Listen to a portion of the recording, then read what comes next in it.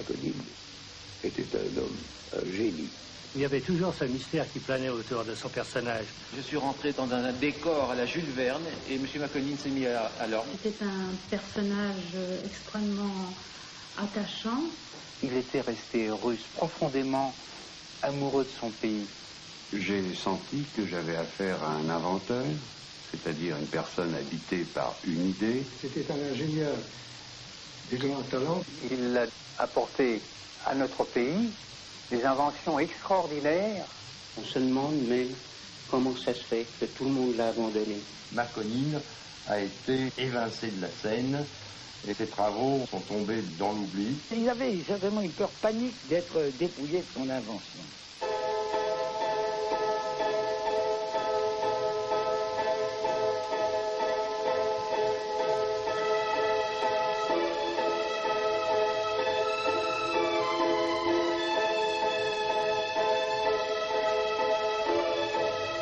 Ont participé à cette émission Paul Vahé et Louis Ventier, experts motoristes, Pierre-Marcel Lemoigne, ancien pilote d'essai, René Lépine, ex-mécanicien navigant, Lucienne Biancotto, journaliste aéronautique, Robert Buisson, pilote d'essai, Georges François, membre des Vieilles Tiges, Michel Berger, ingénieur d'aéronautique, Yves Paillet, conseil en brevet d'invention, Sérafim Kojevnikov, émigré russe en France, Pierre Cabantous, ancien mineur, Monsieur Cambon, mineur à Decazeville, Pierre Poujade, le leader de l'UDCA, Maurice Oriols, ancien pilote de hors-bord, Paul Guérin, ingénieur général des PET, Gaston Barthes, associé et ami de Makonine, Jean-Pierre Barthes, filleul de Makonine, Jacques Carrat, sénateur socialiste, Pierre Ezac, de l'Institut français du pétrole,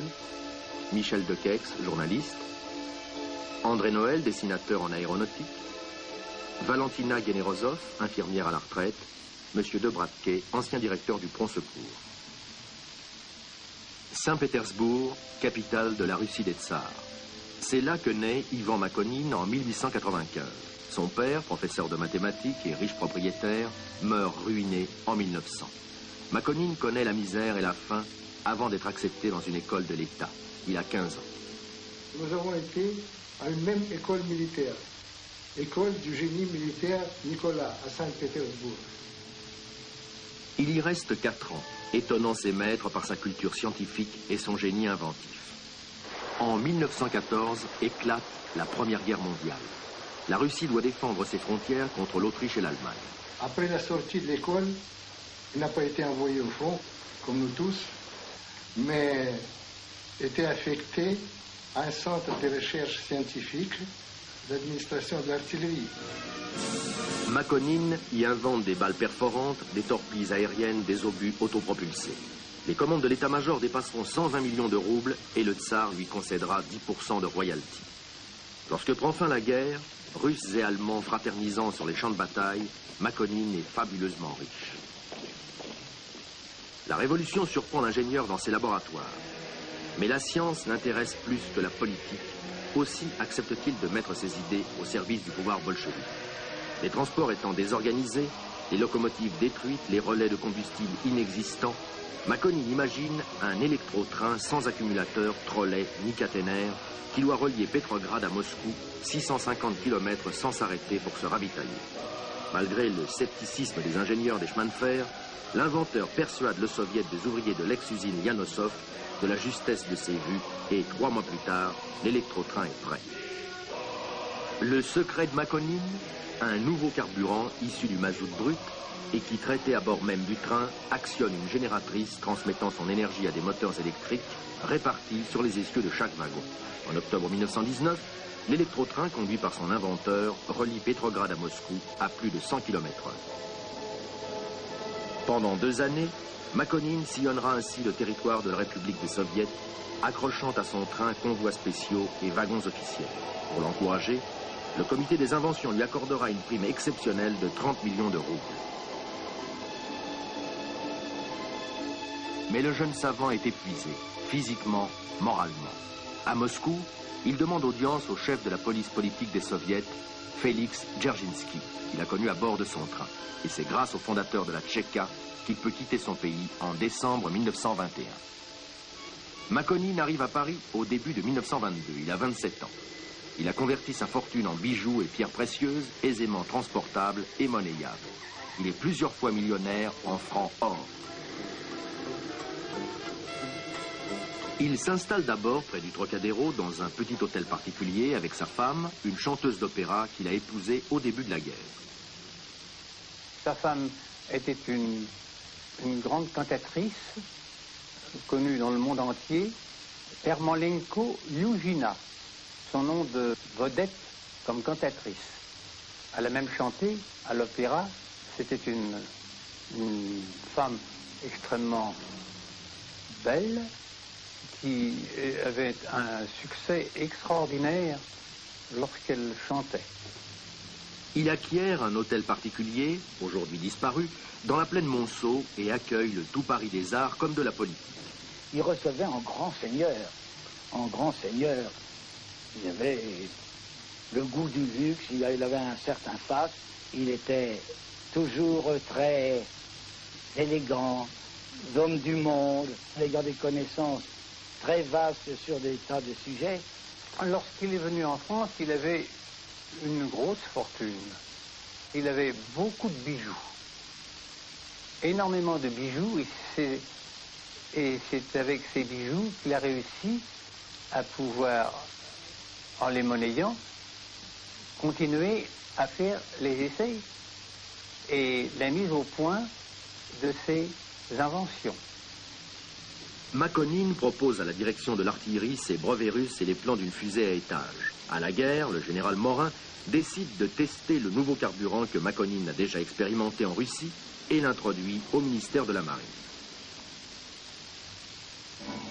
Le carburant de M. Makonin, écrit le lieutenant de vaisseau Ball, est indifféremment tiré des mazoutes, des goudrons de houille, des huiles végétales, tous produits abondants et peu coûteux. Dans nos moteurs, il est à l'essence ce que la poudre lente est à la poudre noire, aujourd'hui dépassée. Le distillat de Makonin fournira à la France un carburant national plus efficace et moins onéreux que l'essence. Les uns ont prétendu que le carburant n'était simplement que du goudron distillé à une température bien déterminée. D'autres ont dit, oui c'est ça, mais il y a autre chose.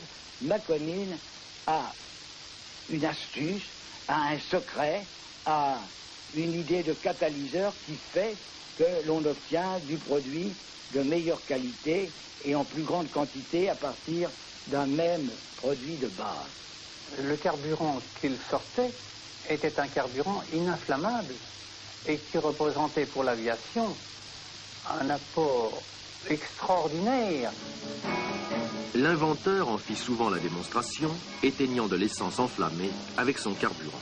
L'expérience classique était de renverser sur la piste de ce carburant et d'y jeter une allumette. Aucune réaction ne se produisait à côté de l'explosion que provoquait la même expérience avec de l'essence. Le nouveau carburant passionne les plus hautes autorités de l'État. Painlevé, président de la Chambre, Benazet, ministre de la Guerre, et Doumergue, président de la République, qui veulent tous connaître le savant russe. Makonin écrit alors au gouvernement « Je suis heureux d'offrir gracieusement à la France le droit d'utiliser mon procédé pour les besoins de sa défense nationale. » Le 30 décembre 1924, Gaston Doumergue le reçoit longuement au palais de l'Élysée. Fort de ses appuis officiels, Makonin ouvre une usine à Saint-Maur près de Paris. Chaque jour, il y distillera 100 tonnes de carburant. Son principal client est la Marine nationale. Le capitaine de frégate Bion, directeur du service des recherches de la Marine, dirige les essais sous l'autorité du ministre Georges Laigle.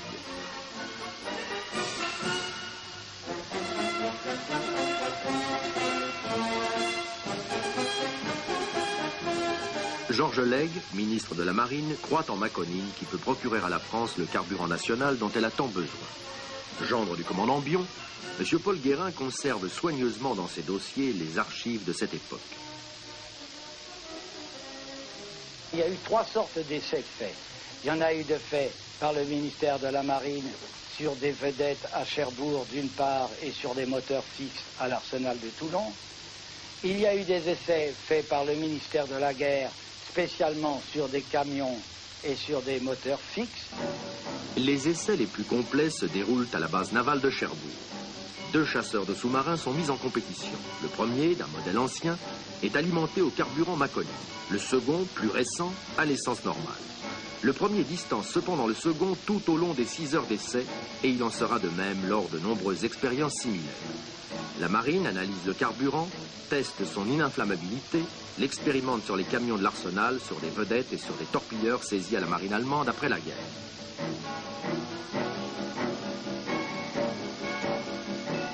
Georges Legge, convaincu, décide alors de faire voler un avion au carburant Maconie. C'est un hydravion, un FBA équipé d'un moteur hispano-suiza de 150 chevaux. Le premier vol a lieu en juillet 1926. Il dure 1h30. Le commandant Pierry et le lieutenant de vaisseau Durand sont les premiers pilotes à voler avec un carburant ininflammable.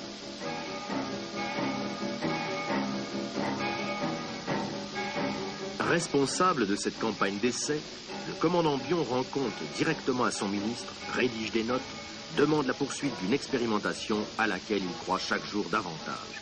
Au moment où vraiment il semblait qu'il allait y avoir des essais complets, sérieux, et plus sur des prototypes, mais à une échelle, si vous voulez, de pré-série, eh bien à ce moment-là, il y a eu certainement des choses qui se sont passées que je ne connais pas.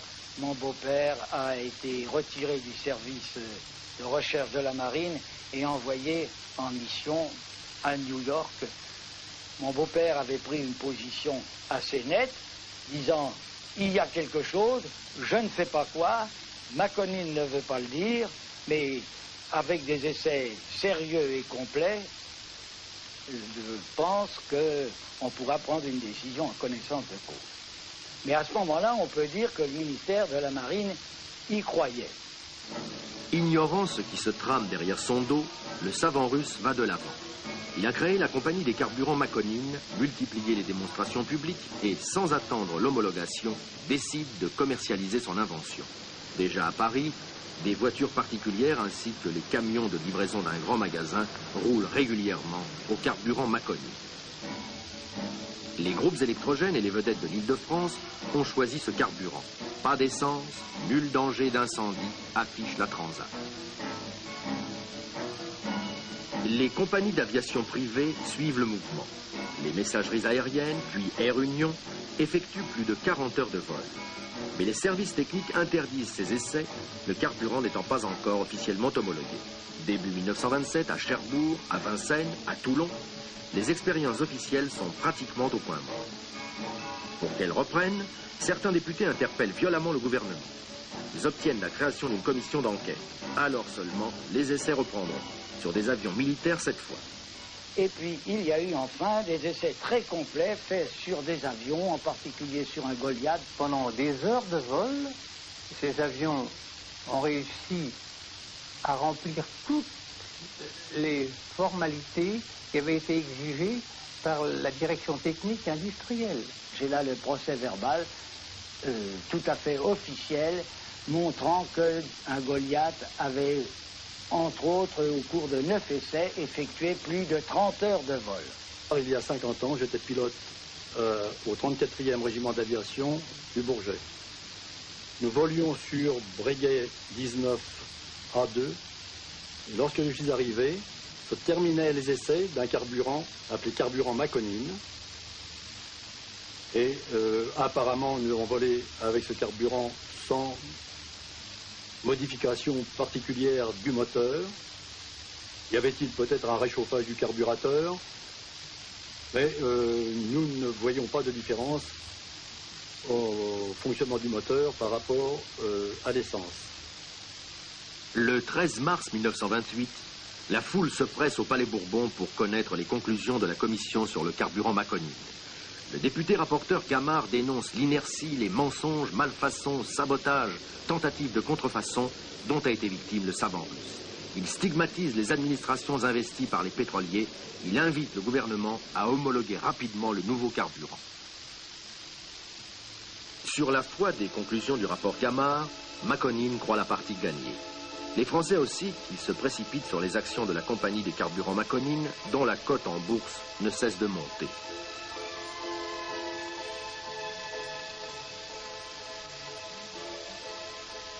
C'est l'euphorie à la corbeille, un triomphe qu'orchestrent les plus grands journaux français de l'époque. Le savant russe qui se bat seul contre des intérêts économiques considérables est fêté, reçu, choyé. Mais Maconine n'a pas que des amis, tant s'en faut. De puissants groupes de pression contre-attaquent, comme l'attestent des extraits de journaux tirés de son presse-book. Maconine devient pour certains l'homme à abattre.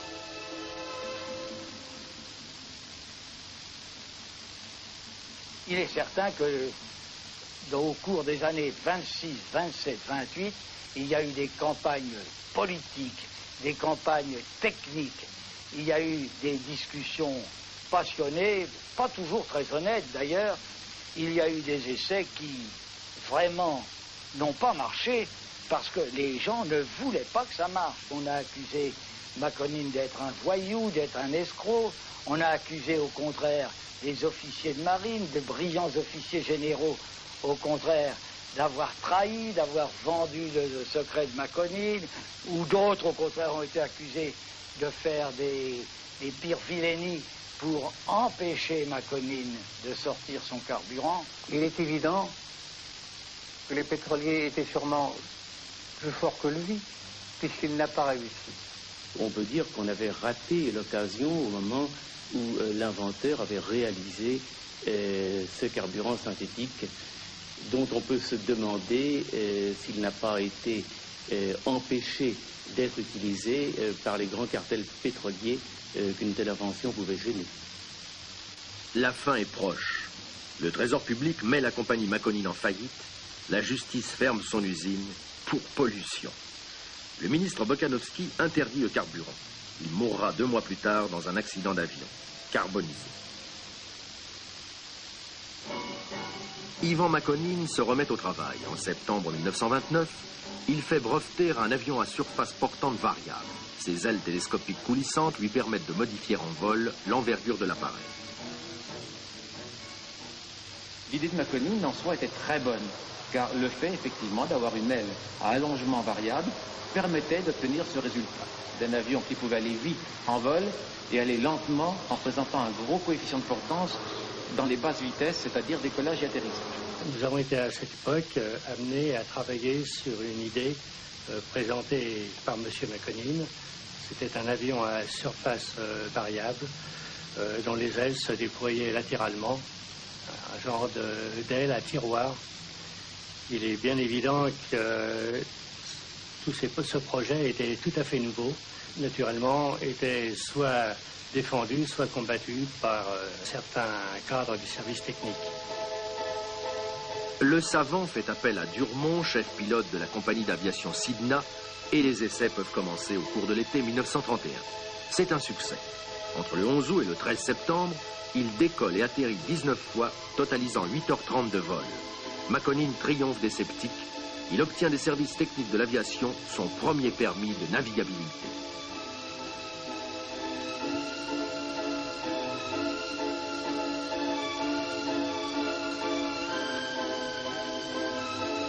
Une nouvelle équipe va prendre le relais de Durmont. Le mécanicien navigant René Lépine et Pierre-Marcel Lemoigne, le meilleur pilote d'essai de l'époque.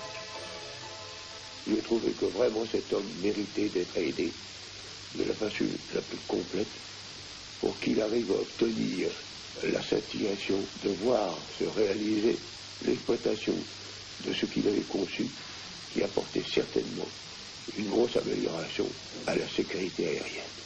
J'ai fait modifier pas mal de choses, car le premier manquait un peu de puissance, et puis il y avait des moyens de commander la surface variable qui était un peu primaire.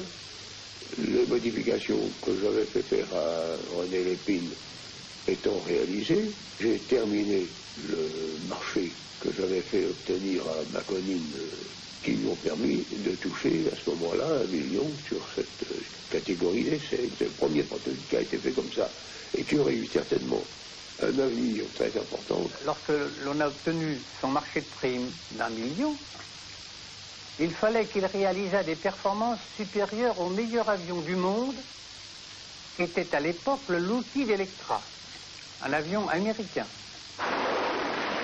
1940, les troupes allemandes déferlent sur la France. L'une des toutes premières décisions de la Luftwaffe, parfaitement informée des performances du prototype, est de le réquisitionner pour le conduire outre-Rhin.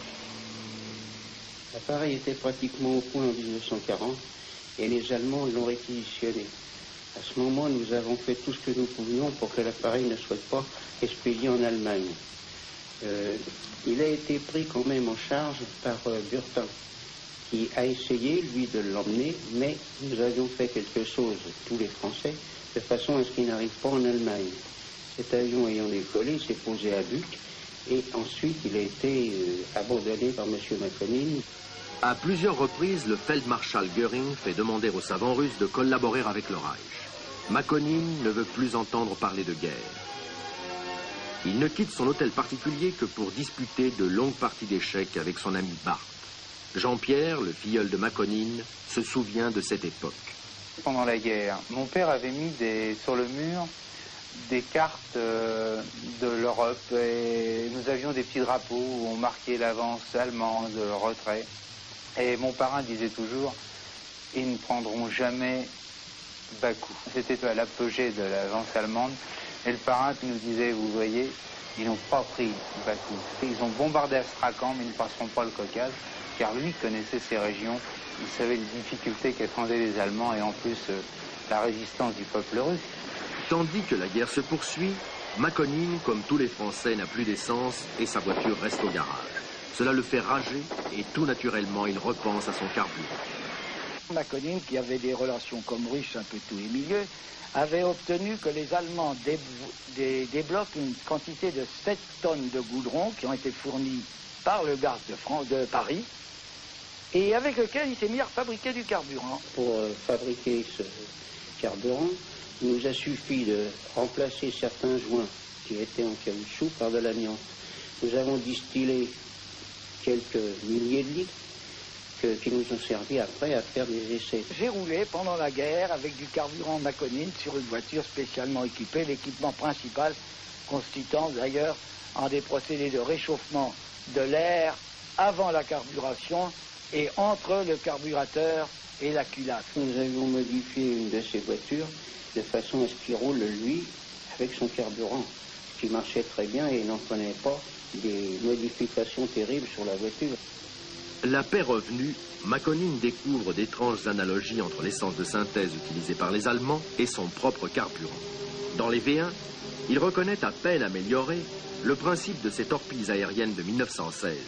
Quant au V2, n'a-t-il pas confié les plans d'un engin similaire à la direction de l'artillerie dès 1924 ?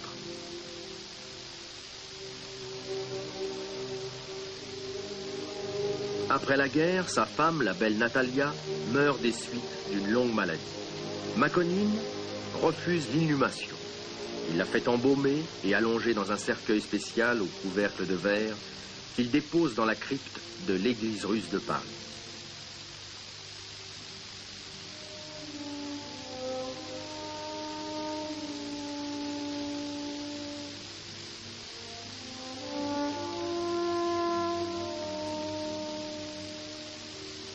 Chaque semaine, il viendra prier sur la dépouille de celle qu'il aima pendant 30 ans d'une folle passion.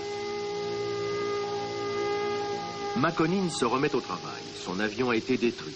Pour toucher ses 19 millions de dommages de guerre, il lui faut construire un nouvel appareil. Sa fortune s'amenuise et il s'associe avec Gaston Barth au sein du groupement industriel aéronautique. Nous avons trouvé subitement M. Makonin vers les années 1946 et qui nous a représenté un nouveau projet d'avion qu'il aurait été content de pouvoir exécuter avec un personnel tout à fait limité. Nous avons fait une révision complète. Le fuselage a été allongé, le cockpit de façon à avoir 3 passagers. Nous avons fait les pesées, les centrages et tout le nécessaire pour que l'avion soit en état de vol. Construit aux ateliers Gourdou-le-Sueur de Saint-Maur, le Mach 3, toujours à surface variable, est terminé en 1947. Le mécanicien René Lépine conduit l'appareil à l'aérodrome de Toussul-Noble. Reste à trouver un pilote d'essai. À l'époque, j'étais pilote à l'escadrille Mercure et notre chef pilote, M. Haricot, avait été sollicité pour essayer cet avion. Et puis, il vient me dire un jour, moi, cet avion, ça ne me dit rien, je ne suis pas qualifié pour essayer un truc comme ça, est-ce que tu veux l'essayer? Bon, nous avons été regarder cet avion, ça me semblait un petit peu, disons, bricolé l'histoire. Et alors l'aile, moi j'avais été un petit peu étonné de voir la sortie, avec quelle rapidité c'était sorti, à tel point que je me suis dit c'est une aile éjectable, c'est pas une aile, ça ne sortait pas, vraiment pas doucement. Finalement j'ai refusé de faire les essais de cette machine. Un soir, on voit le Maconine dehors, M. Mercier s'était mis aux commandes, il a été parti faire son essai, il a roulé sur la piste de Toussus. Nous avons fait des lignes droites, l'appareil était bien au point, ça marchait bien. Il a essayé de faire un décollage seul, mais il a été effrayé par la puissance et la vitesse que l'appareil montait. Il s'est cabré et arrivé en haut de sa chandelle, il a réduit brusquement pour se poser dans un champ de pommes de terre qui avait les sillons en travers. Et puis ça s'est terminé comme ça. Le pilote n'a pas eu de mal et ça a été le dernier vol de l'avion Maconine. Maconine parla de sabotage, affirmant que le pilote Mercier était intervenu sans son accord. Et malheureusement pour lui, il prenait des risques considérables, car il avait fait sortir et voler cet avion sans l'avoir assuré. Et j'ai pas besoin de vous dire que ses moyens ne lui permettaient pas d'en construire un nouveau. En tout cas, je suis convaincu que cet avion-là, s'il avait été fait avec des moyens financiers qu'il méritait bien d'avoir, eh bien, il y avait un succès énorme pour cette réalisation qui était quelque chose de vraiment sensationnel, qui dépassait tout ce que nous faisions à cette époque-là, étant donné la possibilité de cette surface variable, qui était un avion qui répondait à tous les problèmes.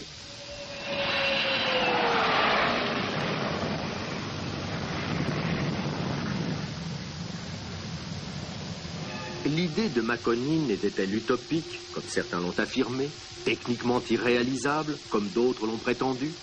Il semble que non, puisque 36 ans après le vol du Mach 1, 20 ans après la fin du Mach 3, le 18 novembre 1967, l'aéronautique Marcel Dassault faisait évoluer pour la première fois dans le ciel de France le Mirage G, avion à géométrie et surface variable, qui devait provoquer l'admiration des avionneurs du monde entier. Quant au dernier avion de Maconine, il resta de longues années dans un hangar désaffecté. M. Maconine m'a contacté pour emmener l'appareil à Balinguillier-Wilmeret de façon à remonter son avion et l'avoir près de lui. J'ai eu aussi pas mal de difficultés étant simplement avec un mécanicien et avec le poids que cet appareil faisait, nous avons eu beaucoup de mal. M. Maconine espérait à ce moment-là que cet avion serait exposé au musée de l'air. Vous voyez ce que c'est remonter un avion un avion tout seul, avec un aide d'un mécanicien ou d'un menuisier qu'il avait trouvé par là.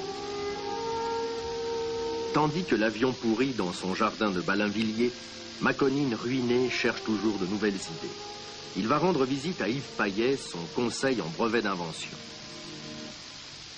Quand j'avais vu Maconine, il me semblait déjà dans une situation financière difficile et ça freinait aussi les protections qu'on aurait pu chercher à faire pour lui, tant en France qu'à l'étranger. Et il est venu me voir avec un deuxième système. Maconine revenait à sa vieille idée, je pense, qui était en cours de vol, de faire bouger les ailes, de changer la configuration sans arrêt pour gagner sur la distance que peut parcourir l'avion à la manière d'un oiseau. Cette idée était supportée par tout un dossier technique qui prouvait que l'étude avait été faite et même une application envisagée sur la caravelle pour transformer la caravelle de manière qu'elle puisse faire des vols transatlantiques, c'est-à-dire transformer un moyen courrier en long courrier. Je n'ai jamais pu comprendre pourquoi la direction technique et industrielle du ministère de l'Air n'a pas apporté plus d'intérêt à cette extraordinaire découverte. En 1965, Makonnen est venu me voir avec une lettre de la société Boeing aux États-Unis, dans laquelle cette société disait qu'elle était intéressée par les brevets de Makonnen américains et était, semble-t-il, prête à prendre une licence de ces brevets. Aussitôt, Makonnen m'a demandé de communiquer la liste de ces brevets américains qu'il possédait. Malheureusement, ces brevets étaient déjà anciens. Il y en avait encore 2 qui avaient peut-être encore 2 ans à vivre sur les 17 ans de leur vie. Et j'ai communiqué cette liste et c'est les dernières nouvelles que j'ai eues de Makonnen. Mais la grande dominante de la vie de Makonnen reste son carburant. Il est convaincu que l'affaire reprendra tôt ou tard. Monsieur Makonnen m'a parlé du nouveau carburant sur lequel il travaillait. Même à cette occasion, il m'a parlé d'une chose qui me semblait extraordinaire. Il m'a parlé que non seulement il faisait un nouveau carburant, mais que ce carburant pouvait être mis en micro-conteneurs sous forme de petites billes qui fondaient automatiquement de la nécessité qu'on avait en besoin de carburant, ce qui rendait ce carburant stocké ininflammable, ce qui était bien entendu pour l'aviation une chose que nous pouvions tous désirer. Ces recherches passionnent Léon Biancotto. Champion du monde de voltige aérienne 3 années consécutives, recordman mondial de vol inversé, pilote d'essai breveté indépendant, il accepte de rencontrer Makonnen et d'expérimenter son carburant pour tenter d'en obtenir enfin l'homologation. Lucienne Biancotto, sa femme, évoque ce dramatique été 60. Il a rencontré M. Makonnen chez lui. Personnellement, je n'ai pas assisté à cet entretien. Tout était entouré de grands mystères, de secrets. Et après le dîner, mon mari m'a un peu parlé de cet entretien. Et il m'a dit, je vais faire l'essai de ce carburant formidable, extraordinaire.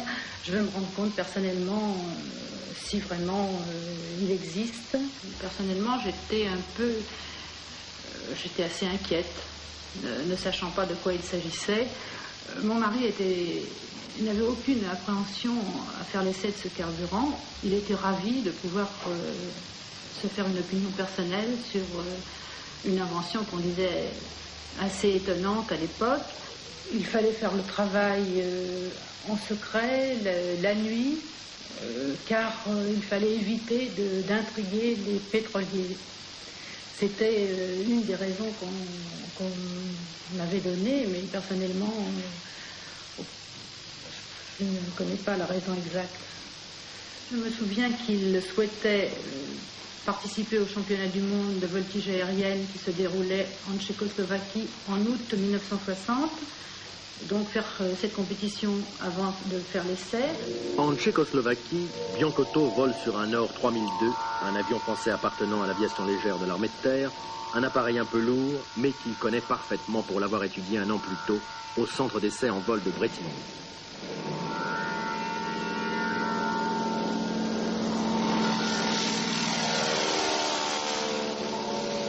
Je connaissais très bien son programme puisque je le suivais toujours du sol. Et il avait une série de figures à faire. Et à une figure, je me suis rendu compte du sol que quelque chose ne se passait pas normalement. Il était en vol inversé, après un tonneau et demi déclenché et 2 tours de vrille d'eau. Et il n'a pas pu le rétablir. Naturellement, l'avion a percuté le sol. Après l'accident, un journaliste dans la presse a écrit qu'il s'était agi d'un sabotage destiné à lui empêcher de faire les essais du carburant Makonnen. J'y ai beaucoup pensé au moment de l'accident et je dois dire que cet article dans la presse m'a beaucoup perturbée. Et ensuite, la commission d'enquête tchécoslovaque a relevé un certain nombre de pièces sur l'appareil et a déterminé les causes de l'accident dans la poulie du câble qui entraîne le câble de profondeur. Il y avait une paille qui a provoqué la rupture. Je pense qu'il avait suivi tous les tests traditionnels que l'on demande à des prototypes et à des avions militaires. Du reste, il ne s'agissait pas du prototype, puisque c'était le numéro 16 de série. J'ai essayé de réfléchir pour savoir comment on aurait pu faire un sabotage. Il est difficile d'avoir une certitude, bien sûr, mais à partir du moment où on a prouvé les raisons de l'accident, je crois qu'il faut oublier. Nombreux sont ceux qui doutent qu'il y ait eu simple coïncidence. Quant à Maconine, il sera profondément affecté par cette tragédie.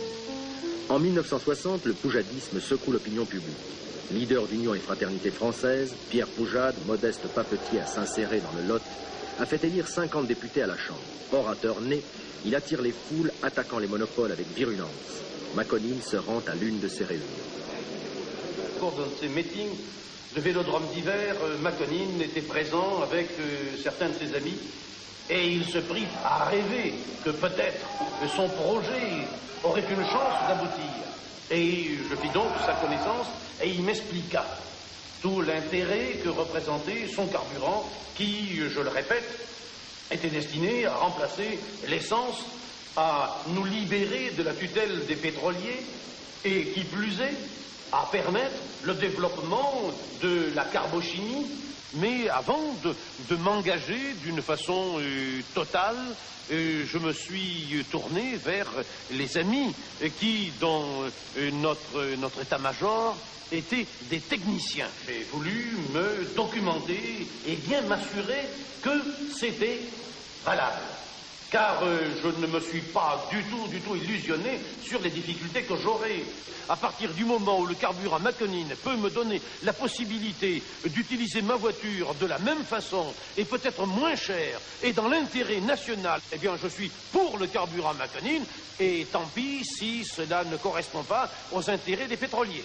Deux experts poujadistes prennent contact avec Maconine qui, à bord de sa Delahaye, leur démontre la fiabilité de son carburant. Louis Ventier, délégué du mouvement à Paris, et Paul Vaé, président du groupe parlementaire, se montrent alors assez sceptiques. C'était au bois de Boulogne, du côté de la Porte Maillot. La voiture était là, c'était sa Delahaye. Et nous avons descendu l'avenue de Longchamp, on a fait le tour et nous sommes remontés. Tout ça au carburant, sensationnel. Depuis ce jour-là, je me suis dit, il y a quelque chose à faire. Maconine a raison, et puis on peut le faire sur d'autres voitures. J'ai roulé avec une Ford classique de l'époque, tu vois, cette grande sauterelle, enfin c'était drôle, mais ça marchait. Le carburant Maconine est plus lourd que l'essence. Sa densité est de 940, 930, je crois. Alors, il faut aménager le carburateur en fonction justement de cette densité. Il faut resserrer légèrement la diffusion du carburant par le gicleur principal. Il faut réchauffer ce mélange. Il y a plusieurs façons. On peut réchauffer le liquide avant son entrée dans le carburateur. On peut le réchauffer lorsqu'il est dans le carburateur. On peut réchauffer le mélange à la sortie du gicleur, c'est-à-dire sur la pipe d'admission, lorsque c'est possible. J'avais préconisé, il n'a jamais voulu essayer, de réchauffer le carburateur avec des résistances. Mais lui préférait avoir un coffrage de façon que l'échappement réchauffe cette caisse et tienne le carburateur à une température constante. Nous avions, mon frère et moi, trouvé un système, une petite boîte avec des bougies de préchauffage, dans lequel, situé en entretoise entre le carburateur et la pipe d'admission, et c'était le mélange gazeux que nous réchauffions à 80 degrés, ce qui donnait, voyez-vous, à ce moment-là, la possibilité d'enflammer le carburant lorsqu'elle rentrait dans le cylindre. Et nous partions avec ce système-là, avec le carburant qui était très vieux pourtant, comme avec une voiture ordinaire. Cette voiture, c'était une Simca Aronde de 1955 qui avait déjà roulé. Mais néanmoins, notre démonstration était convaincante puisque vraiment cette voiture partait directement avec le carburant Maconine. Il n'y avait pas de passage d'essence au carburant. En résumé, avec un moteur comme celui-ci ou un autre là-bas, dans un temps très réduit, Et avec les nouveaux moyens techniques que nous avons maintenant à notre disposition par rapport à il y a 17 ou 18 ans, dans un laps de temps très réduit, je le répète, on pourrait partir en vacances avec le carburant Maconine. Moi-même, je me suis servi de son carburant pour aller avec ma famille sur la Côte d'Azur avec des bidons sur le toit. Et je m'en suis servi, ça marchait très bien, j'ai fait plus de 2500 km. Pendant que Pentier mettait au point sa 15 Citroën, qui a tourné longtemps avec le carburant qui restait à Maconine, nous avions notre ami, Maurice Auriol, qui était un élu de la Chambre de commerce de Paris, et qui utilisait ce carburant sur son bateau. Il naviguait avec son rebord avec le carburant Maconine. J'ai rencontré M. Maconine en 1960 au cours d'un congrès avec M. Poujade. Et là, après de nombreux contacts, j'ai dit à M. Maconine que je faisais les 6 heures de Paris avec mon bateau. Il m'a dit ça m'intéresse.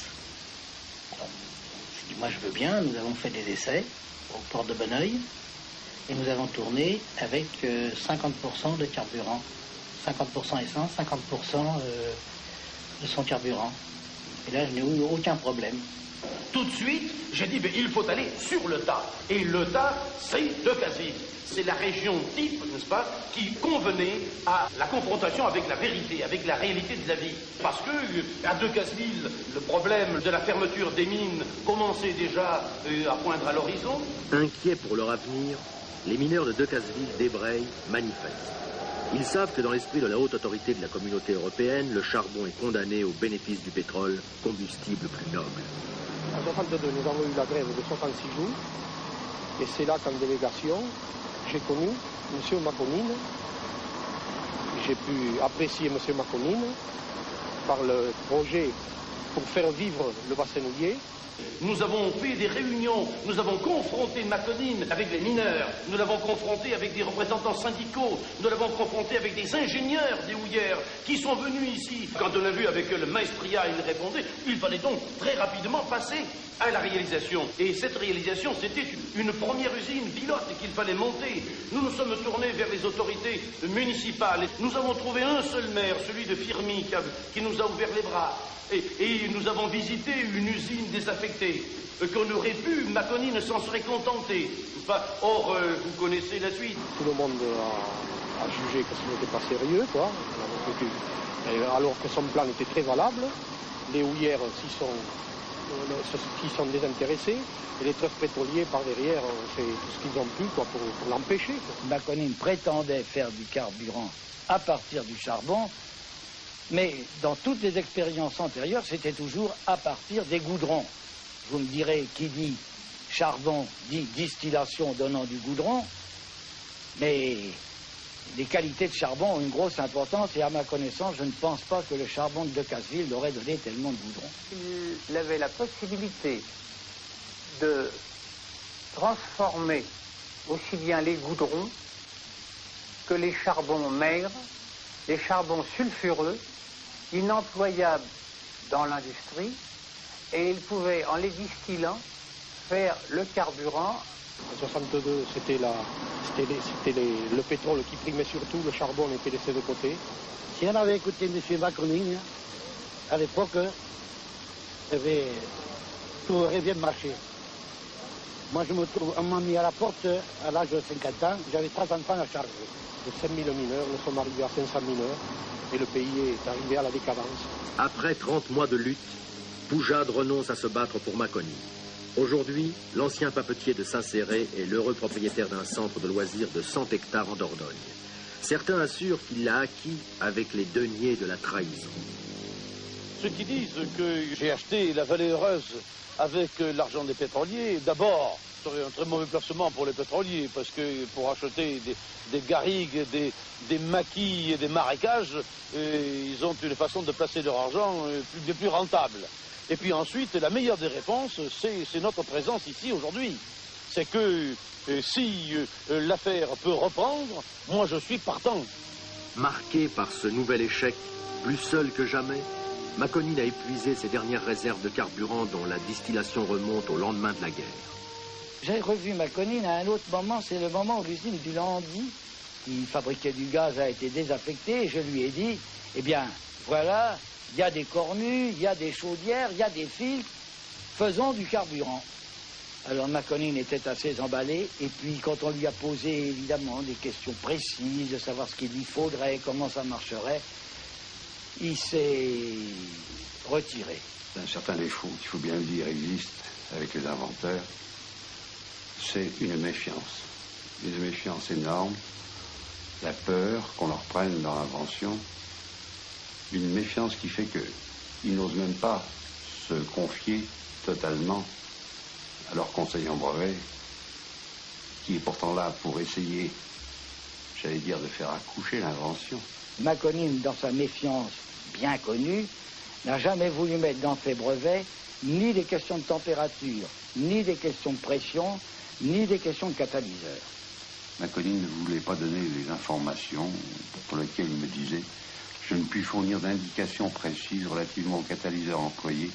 Toutes les industries qui se servent de catalyseurs gardent jalousement leur secret. » Il a gardé aussi son secret. En 1973, lorsqu'éclate la crise de l'énergie, un journal ressort le dossier Maconine, une étrange affaire, comme l'explique le journaliste Michel Dequetz. Une succession d'articles m'avait amené à annoncer la semaine prochaine, j'ai trouvé du carburant Maconine. Et puis, subitement, plus rien. Non, alors plus rien, pourquoi? Bon, parce que on m'a carrément dit, écoutez, cette affaire-là, ça suffit comme ça, on arrête l'affaire Maconine. Bon, j'ai été assez déçu, je dois le dire, parce que j'avais mis le doigt sur le carburant qui existait. Il est certain qu'il y a eu une opposition dès l'époque, c'est-à-dire dans les années 27, 28 et 30 même, une opposition très déterminée du cartel des pétroliers au sujet du carburant de Maconine. Et l'on peut croire que ce même phénomène s'est manifesté à nouveau en 1973, donc au moment de cette crise de l'énergie, qui allait peut-être faire surgir un carburant de synthèse issu du charbon, qui risquait aussi de contrecarrer les projets des pétroliers. À la suite de cette publication curieusement interrompue, le sénateur socialiste Jacques Carat interroge le gouvernement sur le carburant Maconine. La réponse à ma question écrite a été à la fois intéressante et décevante.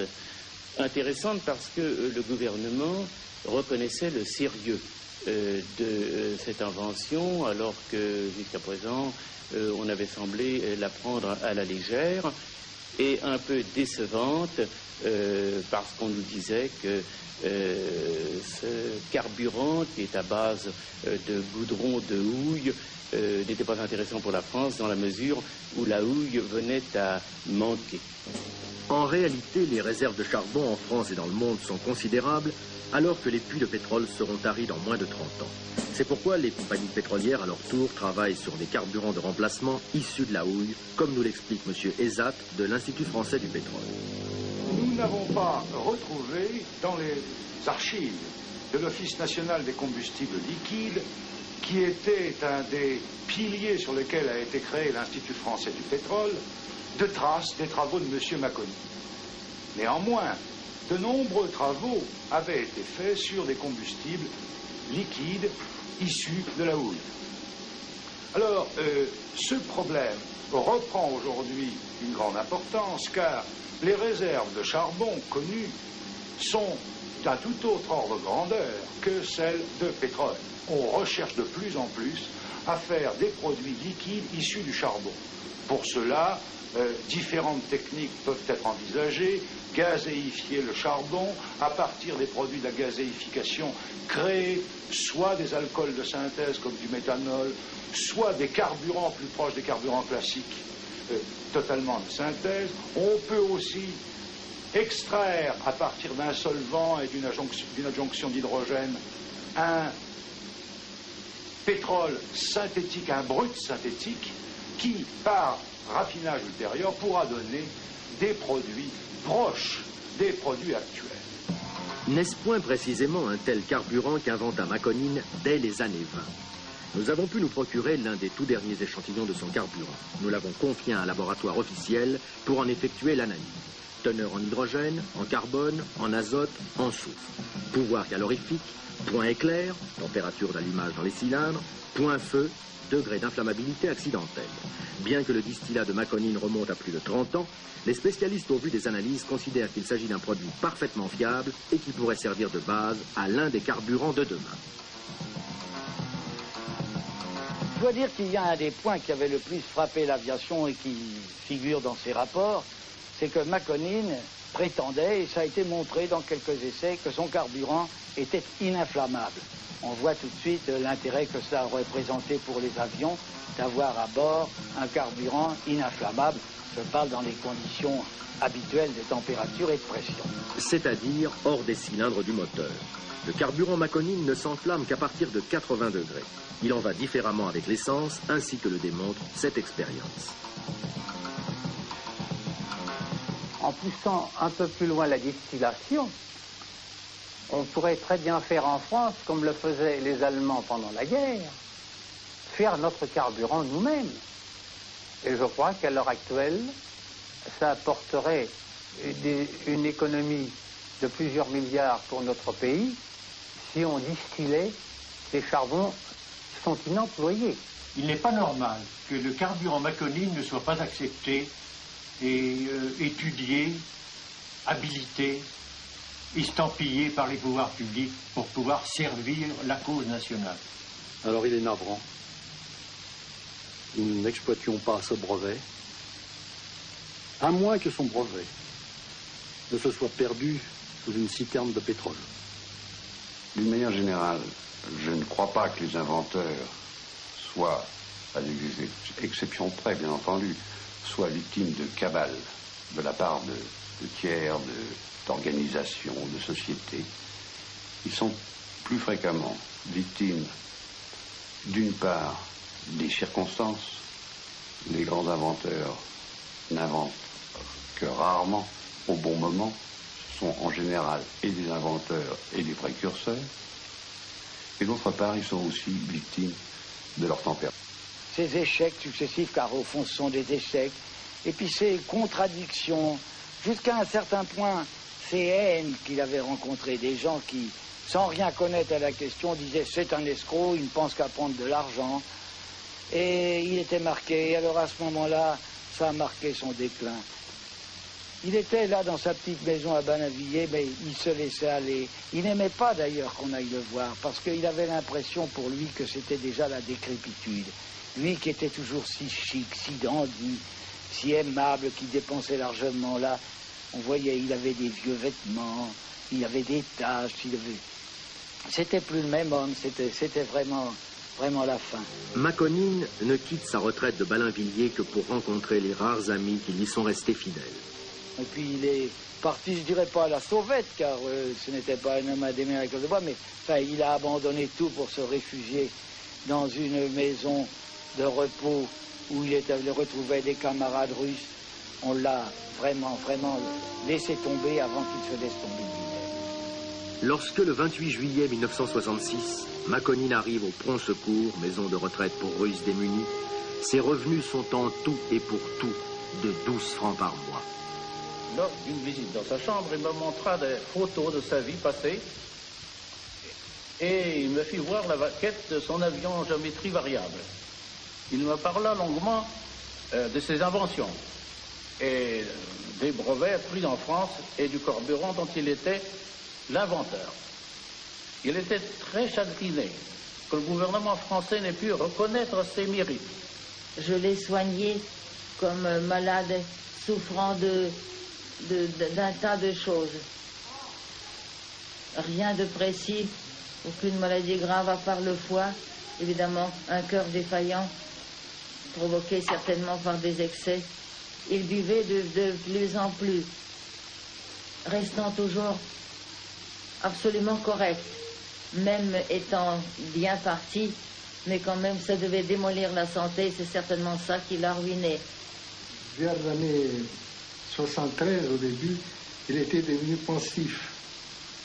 Un jour, il m'a dit, écoute, je t'ai fait une proposition. J'ai décidé de louer une voiture, tu me conduiras à Paris, on passera dans tous les ministères où j'ai mon dossier, il faudra tout de même de trouver une solution. Mais mon vieux, lui répondis-je, rends-toi compte que tes dossiers ne sont plus au ministère, il y a longtemps qu'ils sont descendus dans les archives, ils sont en train de moisir depuis des dizaines d'années. Je voyais bien qu'il a commencé à perdre la notion du temps. Le passé, le présent, Maconine a tout perdu, même la notion du temps. Seule lui reste la mémoire, des souvenirs épars, les images bousculées d'un destin hors série.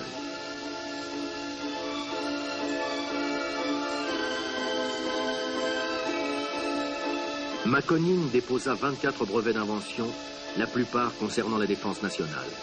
Il nous laisse en outre une invention mineure que, cependant, il tint à présenter lui-même à la presse en 1931. Les vibrations de mon violon sont recueillies par un reproducteur électromagnétique qui les transmet ensuite à un amplificateur. Madame Cécile Enseigne va vous jouer avec cet instrument la danse espagnole de Serafat. Au piano, Monsieur Eugène Wagner.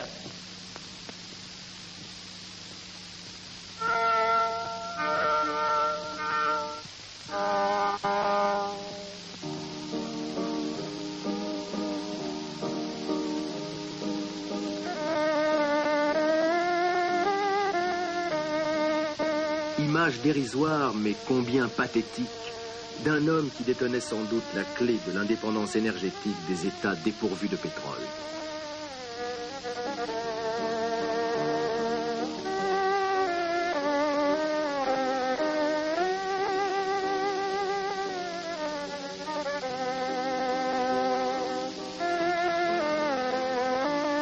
Ivan Maconine est mort le 9 juin 1973 en portant dans sa tombe le secret de son carburant.